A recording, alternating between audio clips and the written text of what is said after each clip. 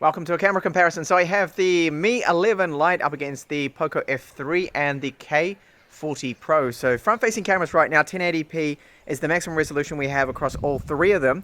I'll just go down these stairs here through my little jungle and show you that stabilization, which does work quite well. So the audio, there's a big difference here. We've only got 96 kilobits per second on the Mi 11 Lite versus the 320 kilobits per second we get with the F3 and the K40 Pro. So what I'm doing is swapping over the audio sources so you can listen to the audio throughout this video, and low light and daylight samples will be shown as well, of course, with the cameras side by side. Rare 4K footage now across all three of them. We do have the 4K, but what we have is with the K40 Pro, they can actually do 4K 60, the others can't, and they can also do 8K video without any electronic image stabilization. So there is no optical image stabilization on any of these phones here, and I'm going to walk down these steps testing out that stability. I do apologize for any wind noise. It is very windy here at the moment. So as I pan around, I've noticed that the K40 Pro can have quite a bit of judder coming through. So low light camera performance now, front facing camera 1080p across all three of them, so 220 megapixel cameras versus 116 megapixel. Is there a big difference here with the Mi 11 Lite, the F3, POCO F3, and then the K40 Pro? Let me know in the comments. Do you see a big difference here? Because, well, it looks very similar to me. Now our rear cameras. So we've got 48 megapixel sensors versus, well, 148 megapixel sensor versus 264. And is there a bit of a difference here?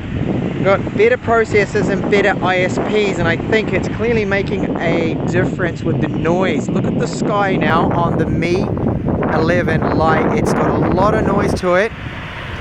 And then look at the POCO F3. And the K40 Pro doesn't have as much noise, and I can see the frame rate.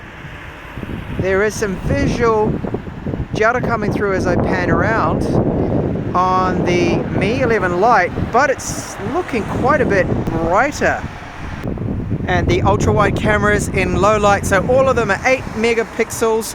The only difference here is the processors, so Snapdragon 870, Snapdragon 888, and the lighter Snapdragon 732G. Different ISPs. Which one here do you think looks the best with the ultra wide cameras and low light video?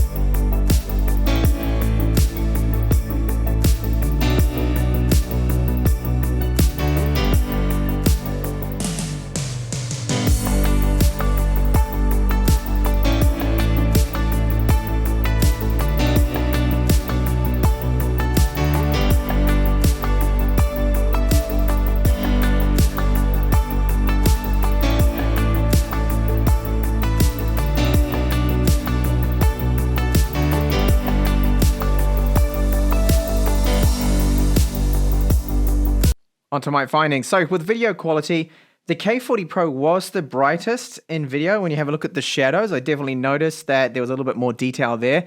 The smoothest with the electronic image stabilization, I think, was the POCO F3, but only just. The K40 Pro does normally have a few more little panning stutters, I've noticed. Audio quality superior on the K40 Pro and the POCO F3. They're both basically the same 320 kilobits per second. Mi 11 Lite audio is the worst at just 96 kilobits per second, scratchy sounding. Low light video, I would have to say that it was either the K40 Pro or the POCO F3, but at times the Mi 11 Lite was a little brighter there.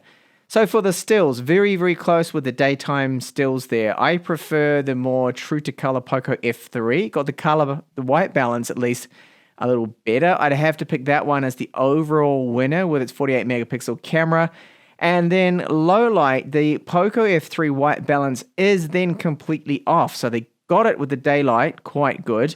But then low light, no, it is off. So I think that one was, they were really all three of them trading blows there with the low light stills. The lack of optical image stabilization was clearly showing there a lot. If I have to pick a winner, I would probably go for the POCO F3 being the sharpest, but again, the white balance and the colors a little off in low light.